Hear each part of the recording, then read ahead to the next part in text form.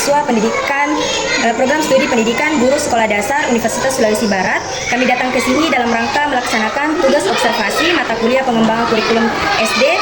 Sebelumnya kami mengucapkan terima kasih atas waktu dan kesediaan Bapak Ibu menerima kami di sekolah ini. Tujuan kedatangan kami hari ini adalah untuk menelaah dan menganalisis profil kurikulum di sekolah ini. Pertanyaan pertama itu, kurikulum apa yang digunakan di sekolah ini? Apakah sudah menggunakan kurikulum Merdeka atau masih menggunakan K13? Ya, sudah pakai kurikulum Merdeka. Sejak tahun berapa, Pak? Kalau tahunnya, kalau tidak salah, berlangsungnya kurikulum Merdeka sudah 3 sampai 3 tahun. Ya, sekitar itu. Karena mungkin ini tahun keempat untuk kurikulum Merdeka. Jadi apakah itu langsung satu sekolah Pak menggunakan itu atau bertahap? Kita lakukan secara bertahap. Biasanya kalau ada perubahan kurikulum di satuan pendidikan, kalau kita di SD, yang pertama melaksanakan perubahan kurikulum itu tentunya kelas 1 dan kelas 4. Baru tahun selanjutnya baru maju ke kelas 2 dan kelas 5.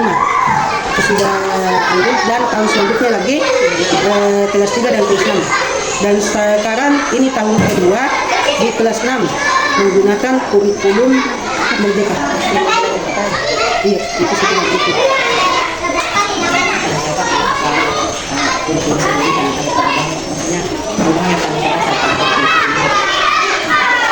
Perubahan dari kurikulum 2013 ke kurikulum Merdeka.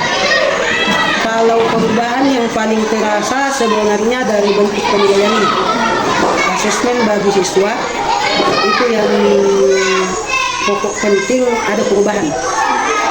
Itu sih kalau yang kami rasa itu.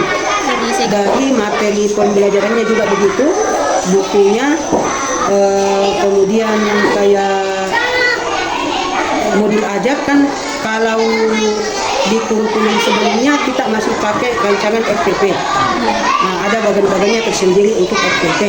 Kemudian untuk di kurikulum Merdeka itu berubah ke modul ajar. Jadi kalau kurikulum Merdeka itu pakai modul ajar.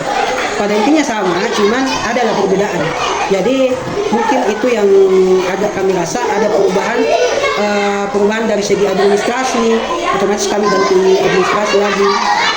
Yang dari kayak misalnya kompetensi inti sekarang kan jadi apa namanya capaian pembelajaran gitu.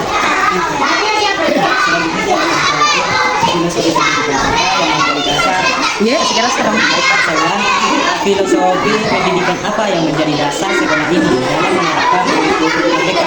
Misalnya, apakah lebih menekankan pada pembelajaran aktif dan pada siswa, penguasaan bahasa, atau pada pembentukan siswa yang kritis dan berperan dalam perkembangan sosial. Bagaimana penerapan filosofi itu terlihat dalam kegiatan belajar sehari-hari? Ini kalau saya yang saya lakukan di kelas ini, kalau saya di kelas 6, pendekatan yang kita lakukan tetap pelajarannya paling pokok berpusat pada siswa. Tapi kami juga tidak lepas dari bagaimana pembentukan karakter dari peserta didik tersebut. Jadi kalau kami di sekolah ini langsung melakukan kegiatan bagaimana meramu pembelajaran yang kita laksanakan itu langsung mencakup keseluruhan. Nah, dan itu untuk penyertaan filosofi itu yang itu seperti itu. Jadi dia berpusat ke siswa, tapi kami juga tanamkan karakter. Baik Pak, pertanyaan selanjutnya itu bagaimana nilai-nilai profil pelajar Pancasila diterapkan dalam kegiatan pembelajaran dan proyek P5 di sekolah ini, Pak? Kita bicara tahun kemarin. Untuk tahun ini kan sesuai arahan Pak Menteri, P5 itu kan sudah ganti lagi. Nah, memang 3 tahun terakhir kita gunakan proyek P5. Bahkan anak-anak itu ada nilai khusus rapornya, rapor P5 namanya. Itu yang tahun kemarin. Tapi tahun ini sesuai dengan arahan Pak Menteri yang pembelajaran mendalam, itu proyek yang P5 itu bukan diganti sih, cuman berubah nama mungkin. Berubah nama. Jadi yang kelima itu jadi lebih disederhanakan lagi. Yang 8 proyek lulusan itu apa itu yang kurikulum yang terbaru itu bisa ke browsing tentang penerapannya pembelajaran mendalang untuk learning itu. Ya, ada bukan berubah sih, cuman ada kalau saya sih cuma bilang rubah-rubah istilah ya, begitu. Jadi ada yang pembelajaran mendalam itu kelima itu tidak lagi proyek pendidikan Pancasila itu tidak pengajian, tapi dia itu dan jadi kayak 8 kurikulum lulusan, tapi kayak sama Ji, cuman ada peningkatannya sedikit kayak begitu. Baik, selanjutnya Pak, bagaimana guru menyusun dan melaksanakan capaian pembelajaran serta alur tujuan pembelajarannya? Biasanya itu kalau dalam penyusunan CP dan ATP dilakukan secara bersama-sama dengan tim guru-guru sekolah. Tidak dilakukan sendiri-sendiri misalnya. Biasa ada kelompok KKG. Ada kelompok KKG. Kalau kita di sini kan dari kemarin itu ada namanya komunitas belajar. Jadi paling tidak dikembangkan di situ. Semua bentuk permasalahan dari siswa, permasalahan dari guru saat melakukan pembelajaran. Kalau memang ada kesulitan, kita bahas bersama di kelompok itu. Carikan solusinya begitu. Berarti itu yang di dalam sampah wali kelas semua yang membuat itu CP. Sebenarnya CP-nya itu kan runtutannya dari atas ya. Kita cuma kalau dulu kan ada namanya kompetensi inti, kemudian nanti kita buatkan indikator kayak begitu kan dulu. Seperti itulah modelnya dibuat ya, dan memang dianunya. Kemudian kami yang meramu itu untuk kalau bilang membuat sendiri sebenarnya tidak, karena kurikulum merdeka itu kan ada istilahnya apa namanya itu, ada yang dia berkembang sendiri, usia berkembang sendiri itu dia buat sendiri, tapi kami kebetulan mengambil yang bagian apa itu yang bukan yang mandiri, yang kan ada namanya mandiri berkembang apa itu, ada mandiri berbagi, jadi kami kalau ambil yang berbagi kami ambil itu, jadi ceritanya dibuatkan, nanti kami yang kembangkan begitu. Disesuaikan dengan kondisi sekolah. Jadi kalau kayak anunya kan nanti tujuan pembelajarannya yang dianu begitu. Berarti capaian pembelajarannya itu dari pusat langsung Pak, terus alur tujuan pembelajarannya kita yang Ya, kita dikembangkan di sekolah begitu. apakah ada kendala tertentu saat menyesuaikan CP dan ATP dengan kondisi siswa di kelas? Kalau kendala pasti ada. Karena kenapa?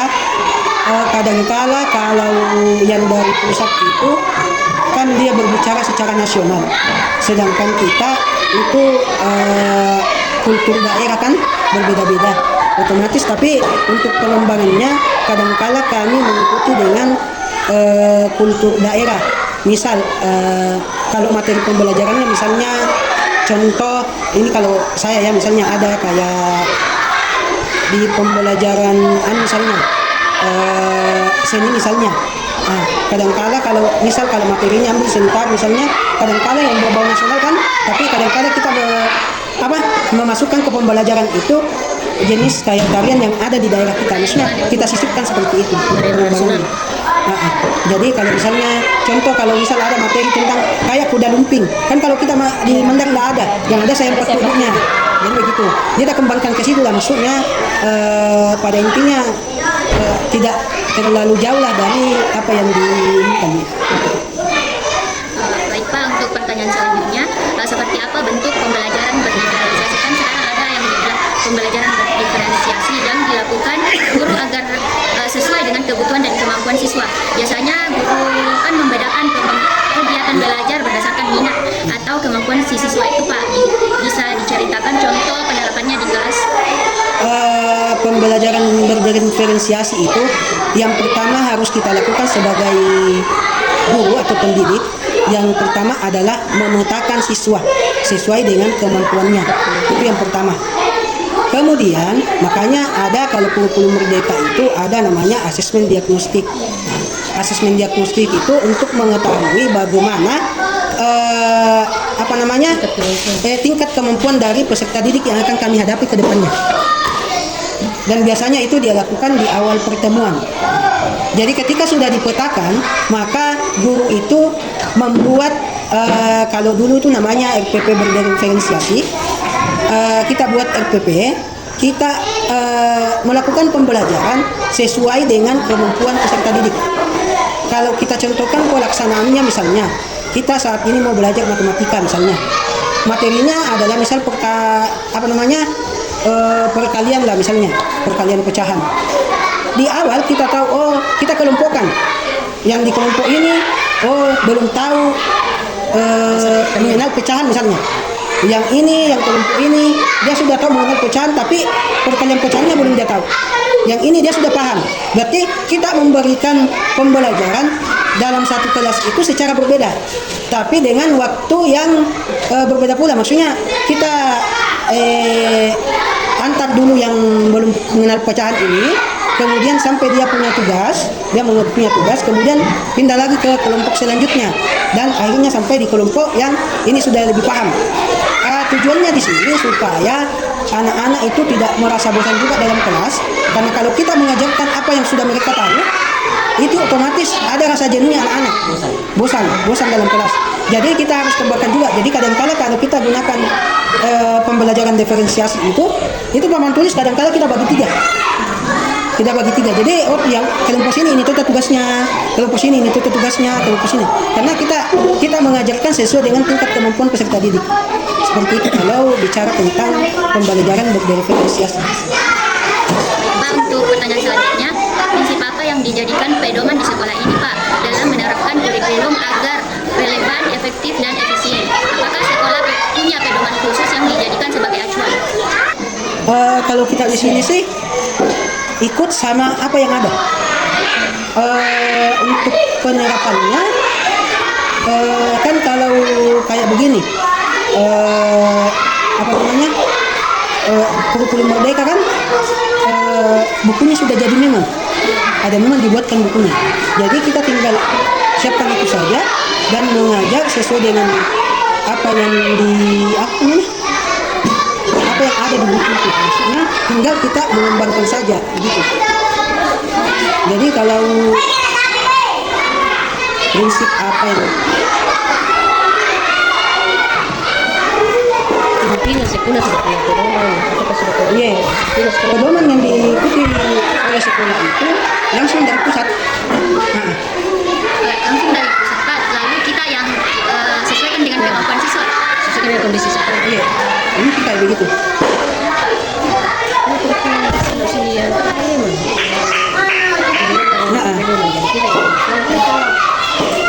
Jadi kalau kami itu kayak alur ATP-nya, alur CP-nya itu kadangkala itu ada memang.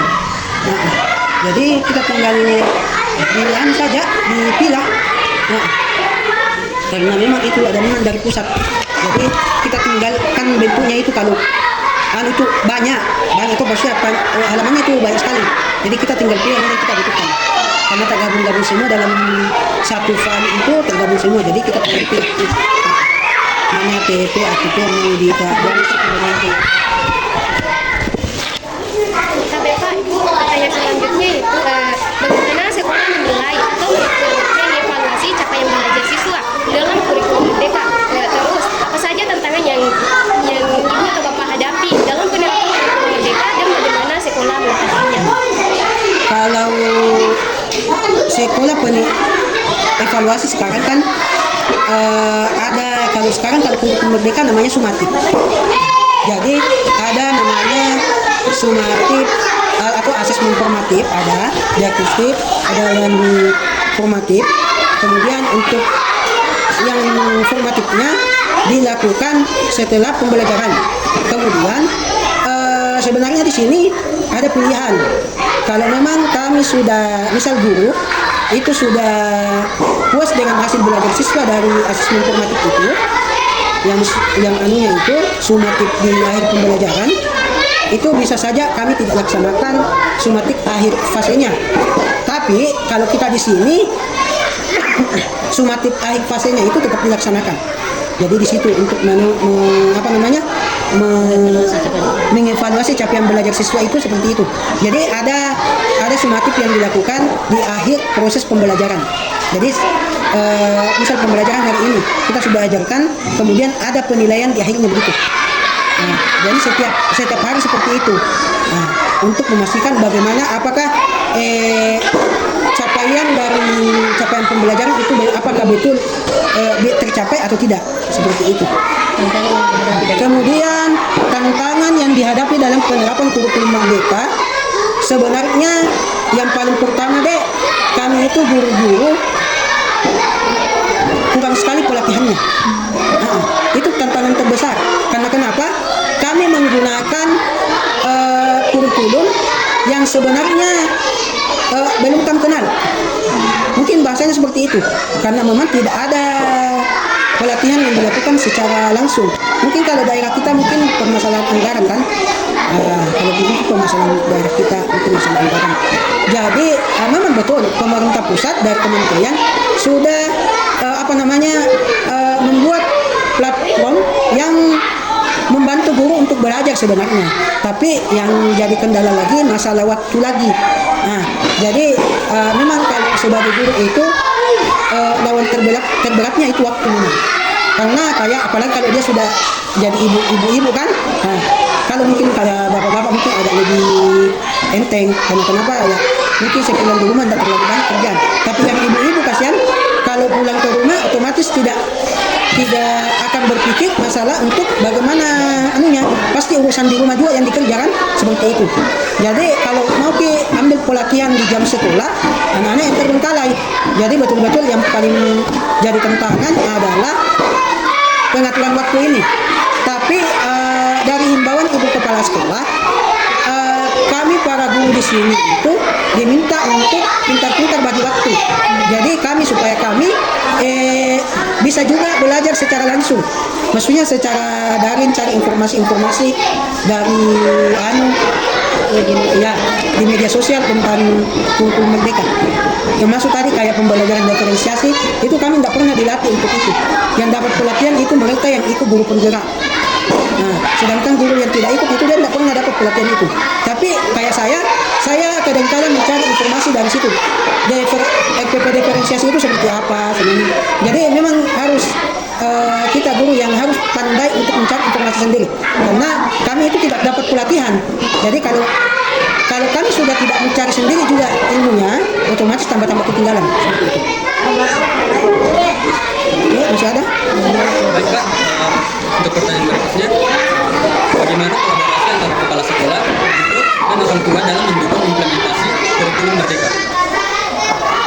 Kalau kerjasamanya kolaborasi antara kepala sekolah, guru, dan orang tua, yang pertama itu kalau kolaborasi antara guru itu dengan kepala sekolah itu otomatis berjalan seperti biasa sesuai dengan sebagaimana mestinya, karena itu berlangsung secara langsung tiap hari ya. Nah, jadi di sini dalam penerapan kurikulum merdeka dan kolaborasi dengan orang tua itu kita lakukan dengan melakukan sosialisasi. Yang pertama sekali kita adakan sosialisasi atau kita kasih tahu orang tua siswa bahwa ada pergantian kurikulum. Modelnya seperti ini lagi. Nah, cara penilaiannya begini lagi. Nah, itu kita sampaikan ke orang tua. Dan saya rasa kolaborasinya berlangsung dengan baik, kerjasamanya berlangsung dengan baik, dan alhamdulillah orang tua juga antusias dengan informasi yang diberikan oleh sekolah kepada mereka. Baik, lagi pertanyaan terakhir Pak, apa harapan sekolah ke depannya terhadap pengembangan kurikulum merdeka dan pembentukan karakter siswa di sekolah ini? Apa harapan Pak? Kalau harapan kami sih untuk kurikulum merdeka, ini harapannya disampaikan ke mana? Kalau ke pemerintah, jujur kami guru-guru butuh sangat pelatihan. Itu harapan kami. Kami butuh pelatihan yang dalam melaksanakan kurikulum merdeka ini. Itu yang pertama. Dan kemudian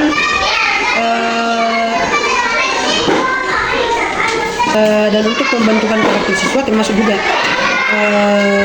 pelatihan-pelatihan yang berhubungan dengan pembentukan karakter itu sendiri. Nah, sebenarnya sih pembentukan karakter siswa itu bukan hal yang baru ya. Sebenarnya dari kurikulum sebelumnya, dari kurikulum yang terdahulu sebenarnya pembentukan karakter siswa sudah ada sebenarnya. Cuman mungkin pembentukan karakter siswa mungkin sebelumnya itu dia masih terikat ke pelajaran masih tersendiri. Contoh dulu ada pembelajaran Pancasila kan? Ya, itu dulu itu pembentukan karakter itu. Jadi kalau sebenarnya harapan kami PKP ya? PKP kok dulu sana. Karakter Pancasila apa sana? Jadi yang dulu dipelajari di sekolah, yang sekarang sudah hilang. Ada itu pelajaran dulu apa? Bukan. Yang pembentukan karakter ya, nyukai dulu itu masih sekolah dulu ya, Pancasila apa namanya? Ada itu dulu deh. Mungkin kami yang SD dulu. Nah, itu sekarang sudah nggak ada. Harapan kami sih kalau bisa itu dikembalikan. Pelajaran PMP? Ya, PMP. Apa Pendidikan moral Pancasila. Ya, pendidikan moral Pancasila. Itu kami belajar dulu. Tapi sekarang itu nggak ada. Makanya apalagi sekarang kan ada HAM. Dikit-dikit yang viral kemarin kan merokok di sekolah, ditambah kepala sekolahnya dilapor ke polisi. Itu kan akhlak dan moral yang sudah tidak ada, etika yang tidak ada. Itu yang jadi harapan kami, pendidikan moral di sekolah. Karena rata-rata anak-anak sekarang itu kurang beretika, kurang punya adab, kurang bermoral ke guru-gurunya. Saya bicara secara umum ya, saya tidak bicara anak-anak di sini. Kalau anak-anak di sini memang sih yang kurang dari mereka itu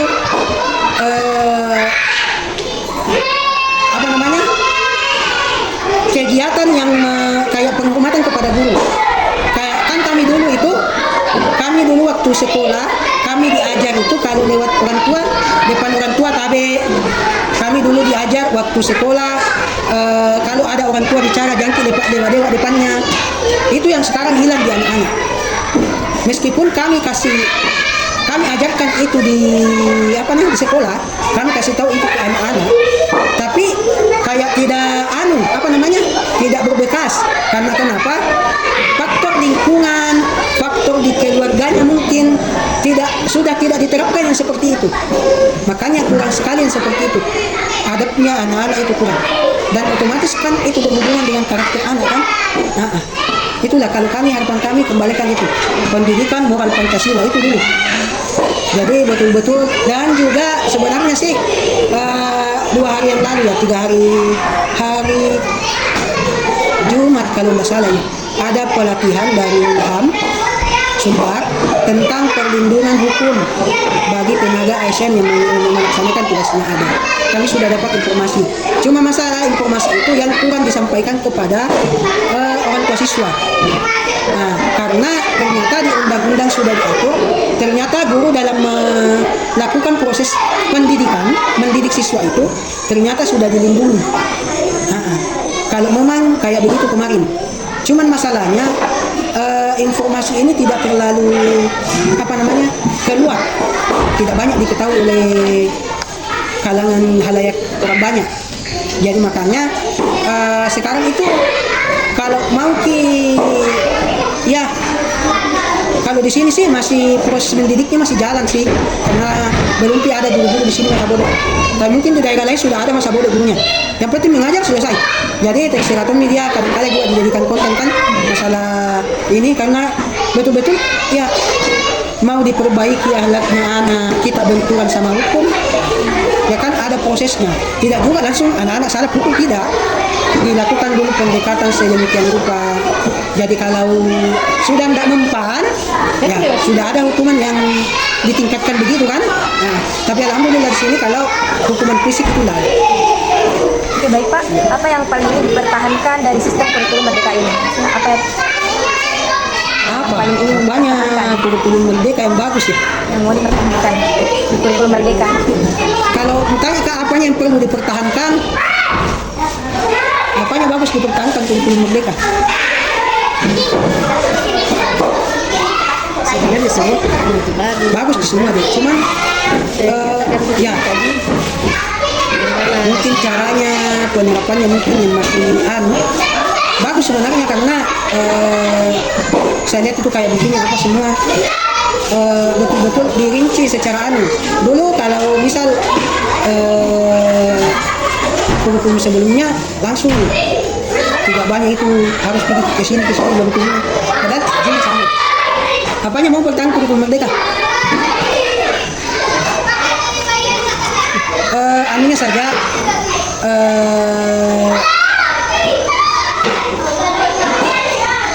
pendidikan karakternya, kemudian ya kan langsung dia nggak sama dulu pendidikan karakternya itu langsung dia ada langsung anunya sama tetap mempertahankan pembelajaran yang berfokus pada siswa. Baik, terima kasih Pak Bu atas waktu yang diberikan dan penjelasan yang telah diberikan. Ini sangat membantu kami dalam memahami penerapan kurikulum merdeka di sekolah ini. Semoga hasil wawancara ini bisa menjadi pembelajaran yang bermanfaat bagi kami. Sekian, Assalamualaikum warahmatullahi wabarakatuh. Terima kasih Pak. Terima kasih banyak.